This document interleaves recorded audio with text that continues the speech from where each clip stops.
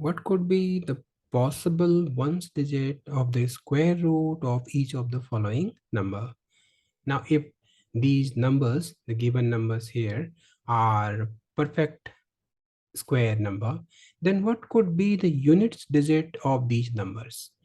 To answer this question, we don't need to find the square root of all these numbers. We can simply observe the pattern.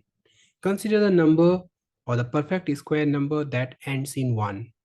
Look, one of the number is 1. See, we know 1 square is 1. The other perfect square, we go on 2, 3, 4, 5, 6. We observe that 9 square is also a number that ends in 1. Yes. So again, you see 11 square. 11 square is also and ending in 1. Units digit is 1 there, right? Means any number that ends in 1, its square root will be ending in 1 or 9. Means unit digit of the square root should be either 1 or 9. That will be clear. See, if we see one more example, 19 square. 19 square is 361. Can we say square root of 1 is equal to 1? Can we similarly say square root of 81 is equal to 9? Yes. Square root of 1 to 1, 1 to 1 is 11.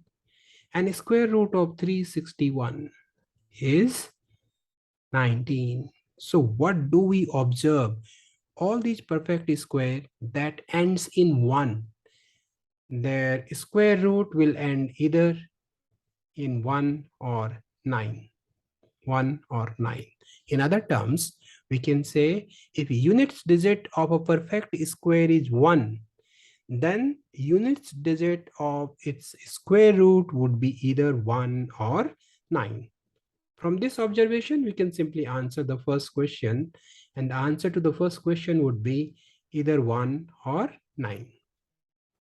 We just need to write the numbers. Okay, 1 and 9. Let's answer the second one now. Observe units digit here in the perfect square number, it's 6. Can you find out, can you consider some numbers that ends in 6, perfect square number? Yeah, I think 4 square is 16. This is one of the example. The other example you see is 6 square, that also ends in 6. And let's see 14 square, that would be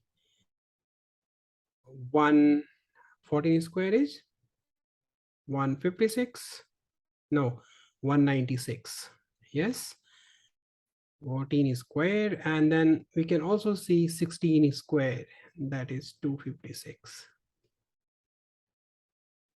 And just like the previous one, we can say square root of 16 is 4, square root of 36 is 6, and so on.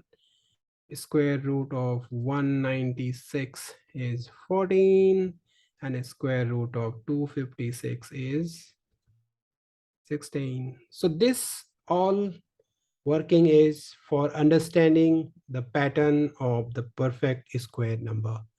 What do we observe here?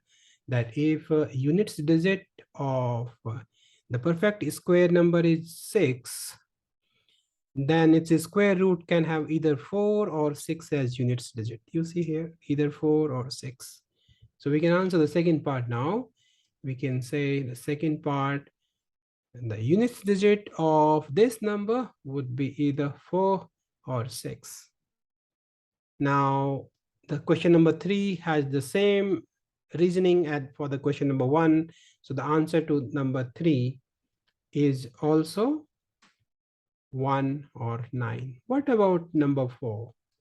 Number 4, the last digit is 5, or you can say last 2 digits are 25.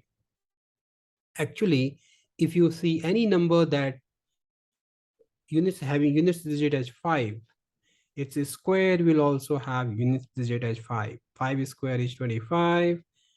15 square is 225. 25 square is 625. Yes, like that we can find the square, and we'll observe that units digit of all these square numbers is 5. So we can say the square root of 25 is 5 and so on. Means if units digit of a perfect square is 5, then the units digit of its square root is also 5. That means the answer to part 4 is 5. Okay. So the answer to part 4 is 5 and we are done.